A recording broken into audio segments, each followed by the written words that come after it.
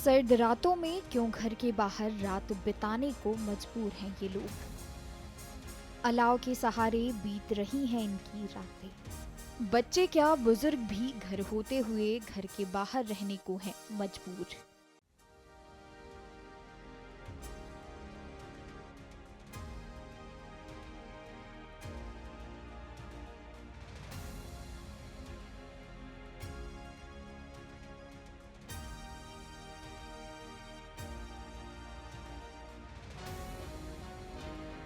ये तस्वीरें जोशीमठ की हैं। समय है रात के 2 बजे और घर के लोग घर के बाहर अलाव के सहारे बैठे हैं।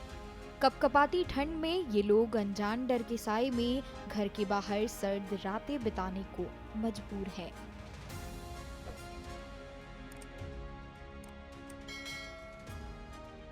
हम सारे मोहल्ले के लोग रोड में आ गए। शासन प्रशासन को हमारी सुध लेने की कोई महसूस नहीं किया जा रहा है। शायद शासन प्रशासन उत्तराखंड सरकार चाहता है कि हम लोग मर जाएं, दब जाएं, कुचल जाएं, इसी का इंतजार करेंगे। दरअसल उत्तराखंड के चमोली जिले के जोशीमठ कस्बे में पिछले कई दिनों से भूस्खलन का दायरा दिनों दिन बढ़ता जा रहा है। कई घरों में बड़ी बड़ी दरारें आ गईं। लोग अपने घरों को खाली कर सुरक्षित स्थानों की तलाश में भटक रहे हैं।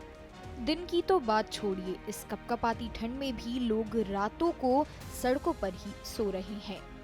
दुख और आपदा की ये घड़ी उत्तराखंड सरकार पर भी कई सवाल खड़े करती है। 3 दिन पहले हमने महसूस किए, जिससे दरारें बढ़ रही हैं तो बहुत सारे लोग मकान खाली करके चले गए।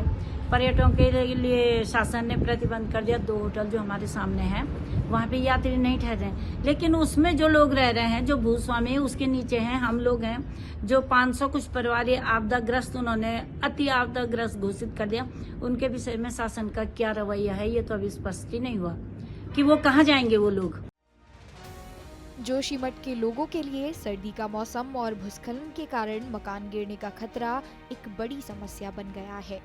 भूस्खलन ने जोशीमठ शहर के पूरे 9 वार्डों को अपनी आगोश में ले लिया है। नगर क्षेत्र के घरों में दरारें दिन प्रतिदिन गहरी होती जा रही हैं, जिससे लोगों की चिंता भी बढ़ती जा रही है। साथ ही कुछ लोग प्रशासन को भी कोस रहे हैं। आज हमारे बाल बच्चे रोड पे आ गए। भगवान करे मुख्यमंत्री धामी जी के बच्चे भी रोड में आ जाएं, तब उनको पता चलेगा कि दुख क्या होता है, आपदा की घड़ी क्या होती है, आपदा में कितने मनोबल टूटता है। और हम लोग ऐसा महसूस कर रहे हैं कि इस देश में हमारे पूछने वाला कोई नहीं है। प्रशासन की तरफ से कोई कार्रवाई नहीं की जा रही है। लोग लगातार प्रशासन से मदद की गुहार लगा रहे हैं। जोशीमठ के नगर अध्यक्ष शैलेंद्र पवार का कहना है कि नगर क्षेत्र के 576 घरों के 3000 से अधिक लोग प्रभावित हैं। नगर पालिका द्वारा सभी घरों का सर्वे किया जा रहा है। कई लोग अपने घर भी छोड़कर जा चुके हैं। बूथा साफ हो रहा है, जिसकी प्रक्रिया बढ़ती जा रही है।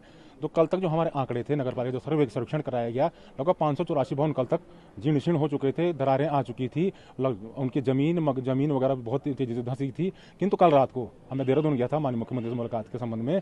कल रात को मुझे सूचना मिली कि लगभग 12 बजे से एक बार पुनः बूथा शुरू हो गया है। लोगों के शीशे चटकने शुरू हो गए, लोगों घरों में चढ़चढ़ाहट की आवाज आनी शुरू हो गई। रात को हम रात भर सो नहीं पाए। आज सुबह मैंने जब पता किया तो लगभग मारवाड़ी वार्ड जो कि विष्णुप्रयाग जो पुल है वहां से हमारा मारवाड़ी वार्ड लगता है, सिंघार वार्ड जिसकी आबादी कम से कम 3000 की है, मारवाड़ी वार्ड 500 की आबादी है, और उससे जुड़ा ऊपर को मनोहर वाला क्षेत्र बहुत तेजी से धंसा हुआ। कम से 1-1 फीट जो मकान नीचे धंसे हैं। एक तरफ जहां सड़क से पानी निकल रहा तो दूसरी ओर सड़कें जमीन में धंसती जा रही हैं। ऐसे में लोग सवाल ये भी खड़े कर रहे हैं कि अगर सीमांत ब्लॉक ही सुरक्षित नहीं है तो देश कैसे सुरक्षित होगा। कई लोग मकान के बाहर आग सेकते हुए रात भर उन्होंने अपनी रात गुजारी है इन लोगों ने कल को। और वहीं मारवाड़ी वार्ड में एक खेत के नीचे से बहुत ही एक मटमैला पानी, जिसमें पूरा कल रात से ही मटमैला पानी निकल रहा है, जो सुबह लोगों ने देखा मोटी धार जो कभी उसमें पानी ही नहीं था, किंतु कल रात से उस मटमैला पानी काफ़ी मोटी धार वहाँ पर निकल रही है, जिससे इससे प्रतीत होता है कि हम आरोप लगा रहे थे कि एनटीपीसी के द्वारा ये जोशीमठ का दोषा हुआ है। निश्चित रूप से इसमें पूरी पुष्टि होती इस पानी से, इसकी जांच की जानी चाहिए कि एनटीपीसी पूरा जिम्मेदार तय होनी चाहिए, जोशीमठ के दोषा की तय होनी चाहिए, लोगों को जंगल मकान जो भी लोगों को उधर से उनके पूरी भरपाई एनटीपीसी कराई जानी चाहिए।